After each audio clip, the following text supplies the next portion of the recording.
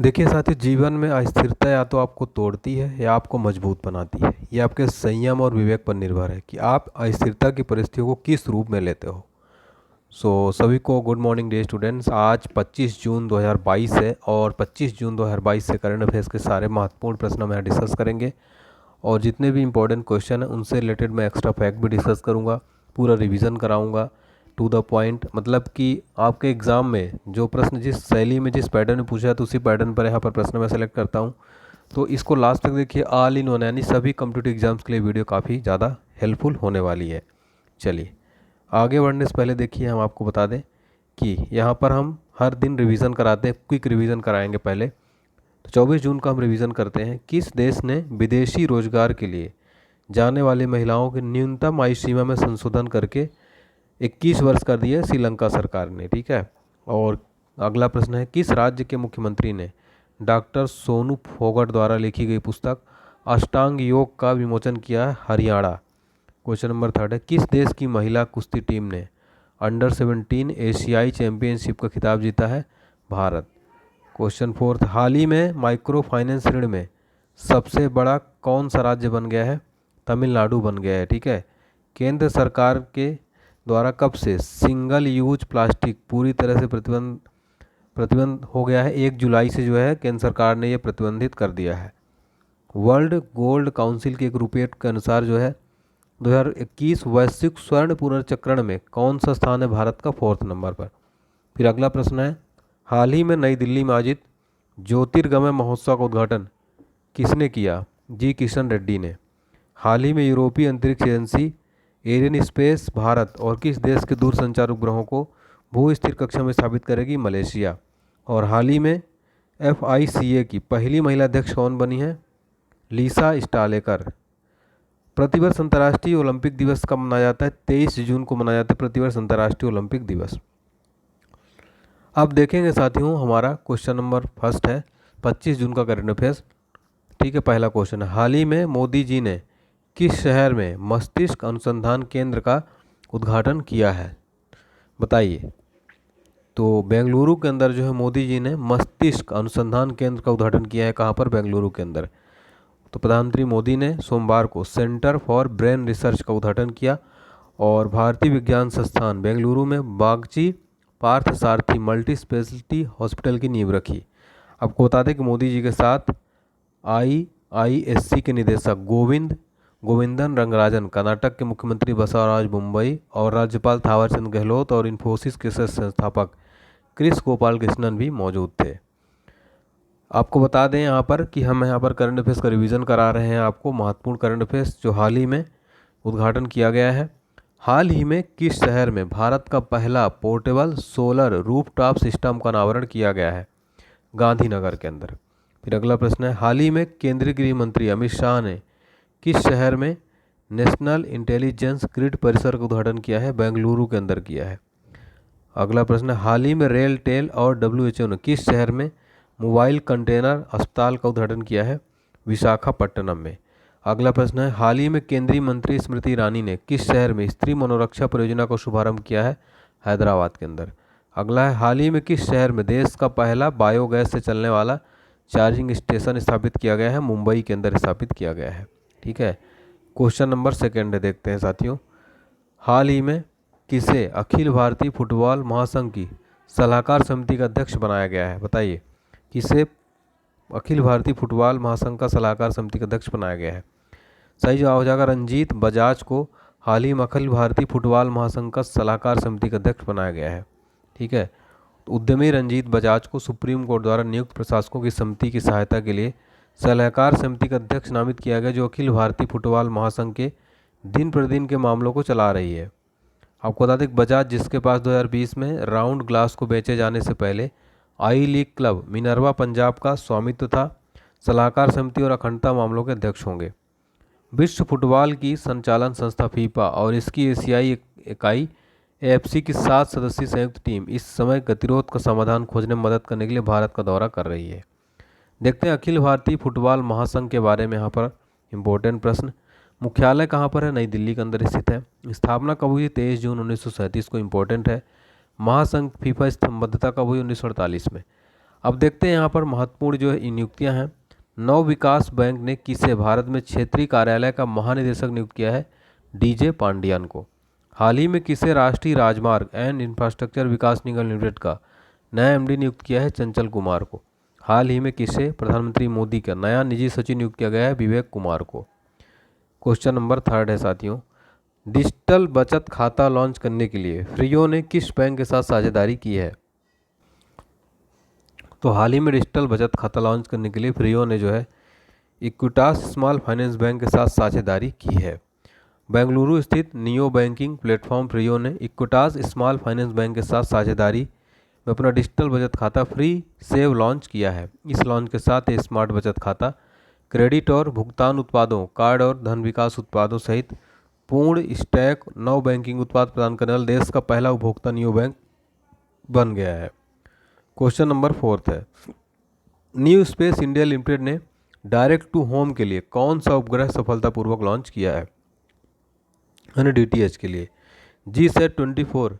New Space India limited ने DTH के लिए जो है GSAT-24 उपग्रह को लॉन्च किया है। आपको बता दें साथियों, New Space India Limited direct to home सेवा प्रदाता टाटा प्ले को संपूर्ण उपग्रह की क्षमता को लीज देने पर अंतरिक्ष सुधारों के बाद GSAT-24 लॉन्च किया है। यह कंपनी का पहला मार्ग संचालित संचार उपग्रह मिशन था। NSIL के लिए भारतीय अंतरिक्ष अनुसंधान संगठन द्वारा यानी कि इसरो द्वारा विकसित उपग्रह को एरियन 5 रॉकेट द्वारा अमेरिका, दक्षिण अमेरिका, फ्रेंच गुयाना के कैरो से भूस्थिर कक्षा में सफलतापूर्वक लॉन्च किया गया था। ठीक है, क्वेश्चन नंबर 5 देखते हैं। हाल ही में संस्कृत मंत्री जी किशन रेड्डी ने किस शहर में ज्योतिर्गमय उत्सव का शुभारंभ किया है? नई दिल्ली के अंदर संस्कृत मंत्री जी किशन रेड्डी ने ज्योतिर्गमय उत्सव का शुभारंभ किया है नई दिल्ली के अंदर। केंद्रीय संस्कृत मंत्री जी किशन रेड्डी ने नई दिल्ली में ज्योतिर्गमय अगोचर कलाकारों की प्रतिभा का जश्न मनाने वाले त्यौहार का शुभारंभ किया है। आपको बता दें संगीत नाटक अकादमी ने इस उत्सव का आयोजन आज़ादी का अमृत महोत्सव के हिस्से के रूप में और विश्व संगीत दिवस के अवसर पर देश भर के दुर्लभ संगीत वाद्ययंत्रों की प्रतिभा को उजागर करने के लिए किया, जिसमें सड़क पर प्रदर्शन करने वाले और ट्रेन में मनोरंजन करने वाले शामिल थे। देखिए, सांस्कृतिक मंत्री रेड्डी ने जोर देकर कहा कि संगीत एक सार्वभौमिक भाषा है और भारतीय संगीत अपनी संस्कृति की तरह ही बेहद विविध है। हाल ही में किस देश में जूनटीन्थ उत्सव मनाया गया है? अमेरिका के अंदर। हाल ही में केंद्रीय सरकार ने सिंगल यूज प्लास्टिक पर कब से पूरी तरह प्रतिबंध लगा दिया है? 1 जुलाई 2022 से। इंपॉर्टेंट क्वेश्चन यहाँ पर हम देख रहे हैं, हाल ही में कहाँ से संस्कृत मंत्रालय और ASI ने योग महोत्सव 2022 का आयोजन किया है? पुराना किला नई दिल्ली से। हाल ही में मोदी जी ने किस राज्य के पंचमहल में श्री कालिका माता के मंदिर का उद्घाटन किया है? गुजरात के अंदर। हाल ही में किस राज्य में विश्व संगीत तानसेन उत्सव का आयोजन किया गया है? मध्य प्रदेश के अंदर विश्व संगीत तानसेन उत्सव का आयोजन किया गया है। हाल ही में किस देश की खुग व गुल राष्ट्रीय झील उद्यान को यूनेस्को रिजर्व सूची में शामिल किया गया? मंगोलिया का है। किस समुद्री हितों के लिए लगातार तीसरे वर्ष खाड़ी में तैनात किया गया है? INS तलवार को।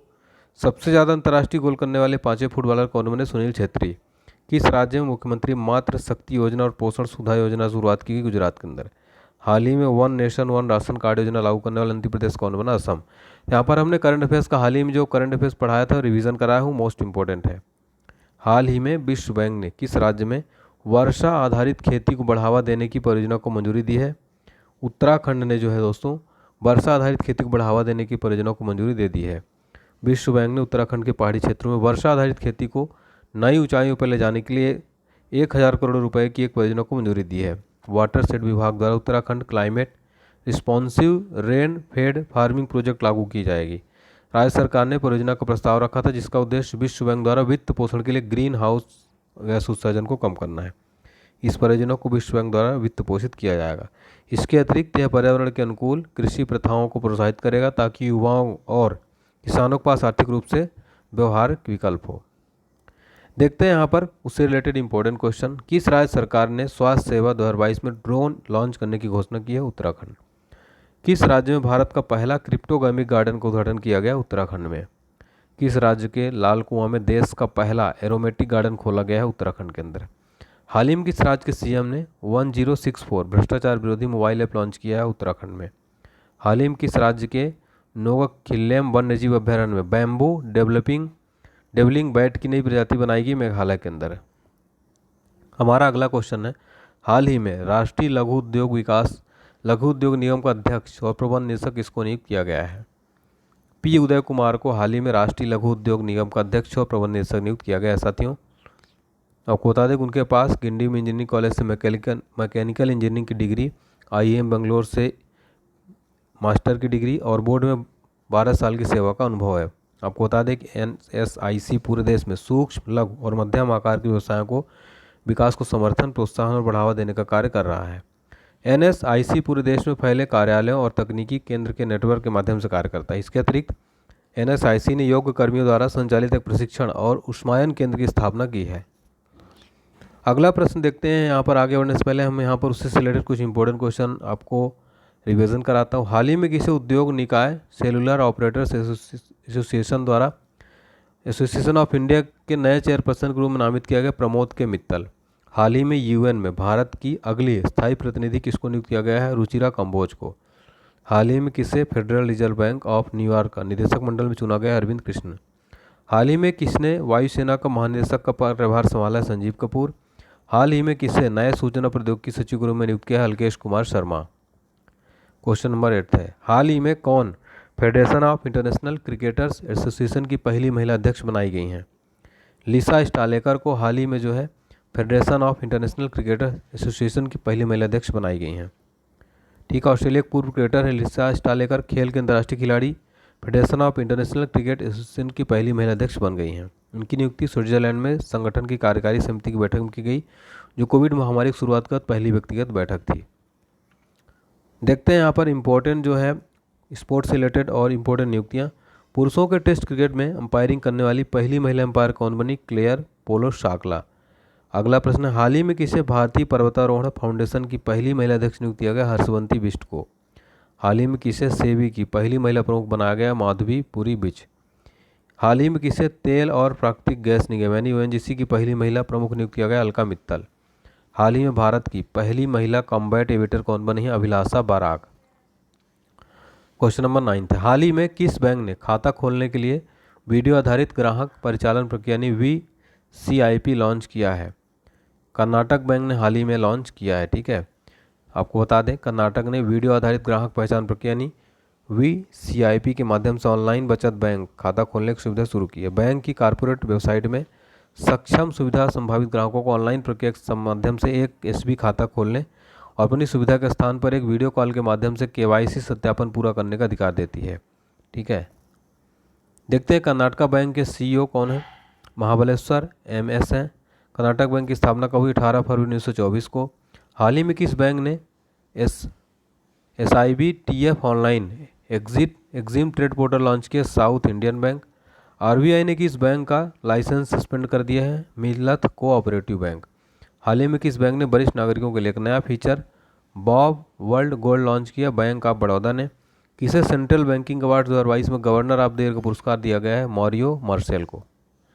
क्वेश्चन नंबर 10 है, हाल ही में केंद्रीय मंत्री डॉक्टर जितेंद्र सिंह ने कहाँ पर भूकंप विज्ञान वेधशाला का उद्घाटन किया है? उधमपुर जम्मू कश्मीर के अंदर। ठीक है, तो जम्मू कश्मीर के केंद्रीय आपको बता दें मंत्री डॉक्टर जितेंद्र सिंह ने आधिकारिक तौर पर उधमपुर जिले के दंडयाल पड़ोस में भूकंप विज्ञान वेधशाला का उद्घाटन किया है। पृथ्वी विज्ञान मंत्रालय ने जम्मू कश्मीर इस तरह का तीसरा केंद्र साबित करने के लिए 20 लाख रुपए खर्च किए। ठीक है, चलिए देखते हैं यहाँ पर इंपॉर्टेंट चीज़ें करंट अफेयर्स की रिवीजन करेंगे। किस राज्य में मोटे अनाज से संचालित देश का पहला एथेनॉल संयंत्र का उद्घाटन किया गया? बिहार के अंदर।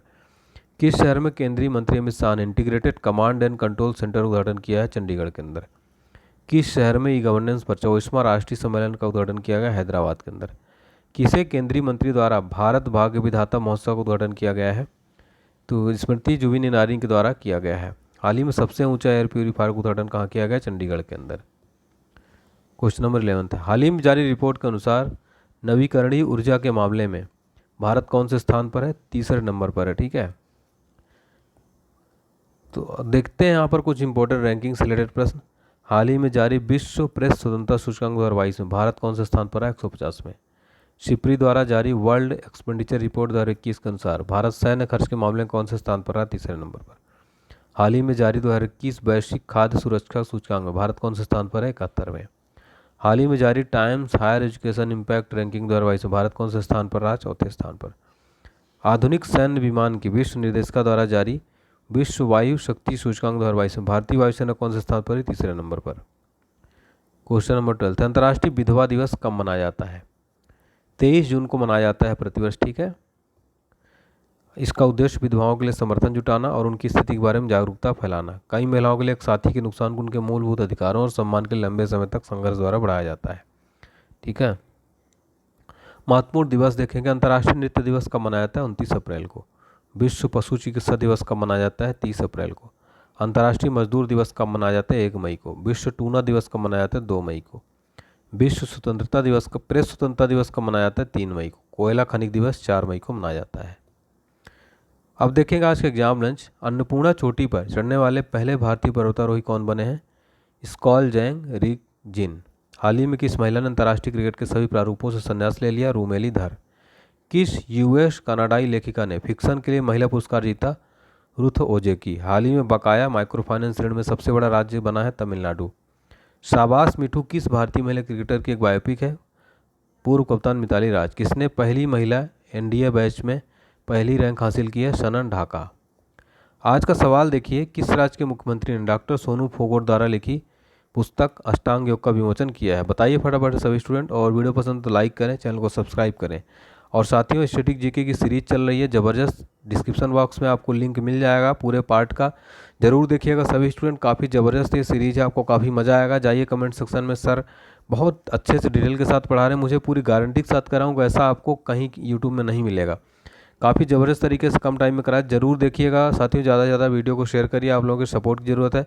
मिलते हैं दोस्तों नेक्स्ट क्लास में, तब तक के लिए आप अपना ध्यान रखिए, स्वस्थ रहिए, व्यस्त रहिए, मस्त रहिए। जय हिंद, जय भारत, टेक केयर, बाय।